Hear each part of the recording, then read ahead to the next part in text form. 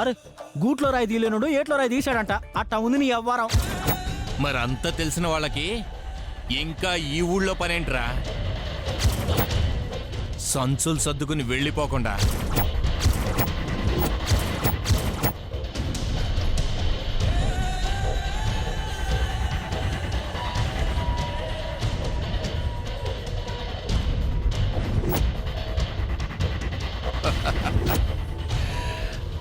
ఏంటండి బాబాయ్ గారు, ప్లాన్ రివర్సల్ అయిందని ఓ తెగమగ పడిపోతున్నారా?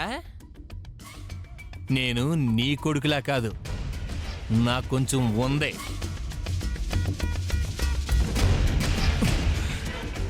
నేను ఇది అని మీకు క్లారిటీ వచ్చేసిన తర్వాత ఆ ఇంట్లో గోడలకి అన్ని వైపులో చెవులుంటాయని ఆ మాత్రం ఊహించలేనా? అందుకే ప్లాన్ని ఏ అండ్ బి అని 2 రకాలుగా డిజైన్ చేశాను. ఏంటి అర్థం కాలేదా?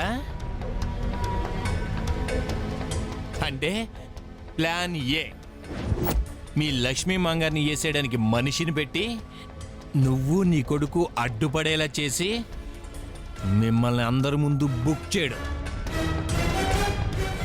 ఇక ప్లాన్ బికి వస్తే డైరెక్ట్గా మా మాంగారిని నేనే వేసేసి రేవతినిచ్చి పెళ్లి చేయనందుకు నీ కొడుకే ఆ హత్య చేశాడని క్రియేట్ చేసాడు.